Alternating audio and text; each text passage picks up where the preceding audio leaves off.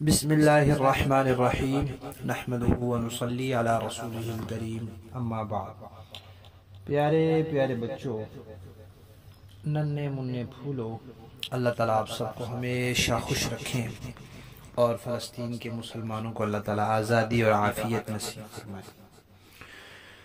الاحسان academy والے چچا کی طرف سے السلام علیکم ورحمۃ اللہ وبرکاتہ۔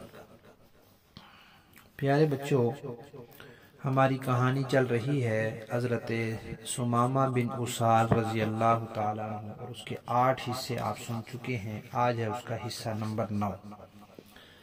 حضرت ثمامہ مسلمان ہو گئے تھے، پھر عمرہ کیا، پھر مکہ والوں کو کہہ دیا کہ آئندہ ہم آپ کے پاس غلہ نہیں بھیجیں گے، اور اپنے علاقے میں جا کر ان کا غلہ بند کر دیا۔ مکہ والوں نے پھر نبی پاک صلی اللہ علیہ وسلم کو خط لکھا۔ کیا لکھا کہ ہم یہ بات جانتے ہیں، مانتے ہیں کہ آپ اپنے رشتہ داروں کے ساتھ، اپنے علاقے والوں کے ساتھ، اپنے تعلق والوں اور برادری والوں کے ساتھ اچھا سلوک کرنے والے ہیں، اور آپ دوسروں کو بھی یہی کہتے ہیں کہ رشتہ داروں، تعلق والوں، علاقے والوں، پڑوسیوں کے ساتھ اچھا سلوک کیا کرو۔ اب اس وقت جو ہے وہ ہم بہت سخت پریشانی کے عالم میں ہیں، اور آپ کے ایک ماننے والے نے ہمارا غلہ بند کر دیا ہے، اور آپ ایسے سمجھیں کہ لڑائی کے میدان میں تو ہمارے بڑے آپ کے ہاتھوں مارے گئے ہیں، اور ہمارے بچے جو ہیں وہ اس بھوک میں مارے جا رہے ہیں۔ آپ کے ماننے والے نے ہمارے لیے بڑی مشکل پیدا کر دی ہے۔ اگر آپ مناسب سمجھیں تو آپ ان سے کہہ دیں کہ وہ یہ پابندی ختم کر دیں، تاکہ ہمارے بچے بھوکے نہ مریں۔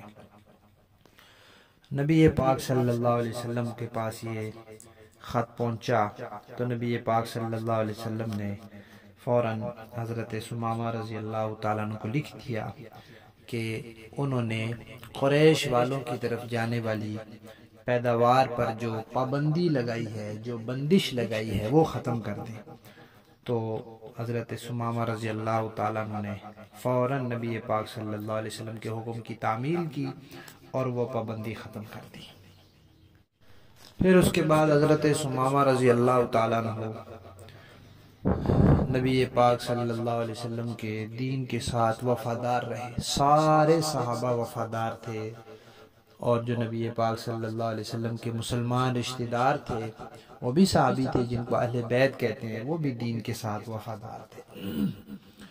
پیارے بچوں، جب نبی پاک صلی اللہ علیہ وسلم دنیا سے چلے گئے، آپ کی وفات ہو گئی، انتقال ہو گیا، رحلت ہو گئی، تو پھر کئی لوگوں نے دین چھوڑنا شروع کر دیا۔ وہ لوگ تو صحابی نہیں تھے۔ صحابی وہی ہوتے ہیں جو ایمان کی حالت میں دنیا سے جاتے ہیں، اور جو دین چھوڑ دے، چاہے وہ حضور کی مجلس میں بیٹھا بھی ہو، اس کو صحابی نہیں کہتے۔ تو ہم یوں نہیں کہہ سکتے کہ کچھ صحابہ نے ایمان چھوڑ دیا، نہیں، ایسا نہیں کہنا۔ کچھ لوگوں نے ایمان چھوڑ دیا، ایمان ان کے دلوں میں اترا ہی نہیں تھا۔ صحابہ کے دلوں میں تو ایمان اتر گیا، ان کے دل میں ایمان اترا ہی نہیں تھا، بس حضور دنیا سے گئے تو انہوں نے ایمان چھوڑ دیا۔ پھر کیا ہوا؟ پھر کچھ لوگ جو ہیں وہ کھڑے ہوئے، انہوں نے کہا جی ہم نبی ہیں۔ جیسے ایک شخص تھا، اس کا نام تھا مسیلمہ، تو اس نے جھوٹ بولا کہ میں بھی اللہ کا نبی ہوں، تو اس کو مسیلمہ کذاب کہتے ہیں۔ تو اس نے پھر حضرت ثمامہ کے علاقے میں اپنی نبوت کی دعوت دینی شروع کی۔ تو حضرت ثمامہ رضی اللہ تعالیٰ عنہ نے اس کا مقابلہ کیا اور اس کے خلاف ڈٹ گئے، اور لوگوں کو سمجھایا کہ یہ جھوٹا ہے، یہ اللہ کا دشمن ہے، یہ کذاب ہے۔ نبی پاک صلی اللہ علیہ وسلم اللہ کے آخری نبی ہیں، ان کے بعد کوئی نبی ہے ہی نہیں۔ پھر انہوں نے ایک بڑی مزیدار بات کہی، انہوں نے اس کو کہا، مسلمہ کذاب کو، کہ اے مینڈک، تو مینڈک ہے، اے مینڈک تو جتنا مرضی ٹر ٹر کر لے، تمہاری ٹر ٹراہٹ سے نہ تو تم لوگوں کو پانی پینے سے روک سکتے ہو، اور نہ پانی کو گدلا کر سکتے ہو۔ ایک پانی کا تالاب ہو صاف شفاف ستھرا، وہاں قریب میں ایک مینڈک آ جائے اور زور زور سے ٹرانے لگ جائے، ٹر ٹر کرنے لگ جائے، تو اس کے ٹر ٹر کرنے سے وہ پانی بھی خراب نہیں ہوتا، اور اس کے ٹر ٹر کرنے کی ایسے کوئی بندہ پانی سے رکے گا بھی نہیں۔ تو نبی پاک صلی اللہ علیہ وسلم تو اللہ کے سچے نبی ہیں، تو وہ تو اس حوض کی طرح ہے، سارے لوگ آئیں گے وہاں سے پانی پیئیں گے، حضور کی امتی بنیں گے، تیری ٹر ٹر کوئی سنے گا ہی نہیں، تو کرتا رہے ٹر ٹر۔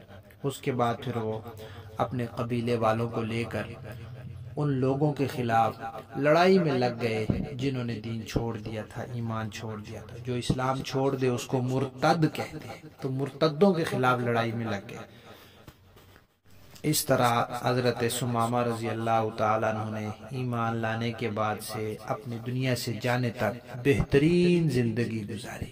پیارے بچوں، صحابہ کرام سارے اچھے ہیں، ہمیں ان کا ادب احترام کرنا چاہیے، دل میں ان کی محبت رکھنی چاہیے، ان کے حالات پڑھنے سننے چاہیے اور ان کے طریقے پر عمل کرنا چاہیے۔ اللہ تعالیٰ ہمیں توفیق عطا فرمائے۔ ہماری کہانی حضرت ثمامہ بن اسال رضی اللہ تعالیٰ عنہ ختم۔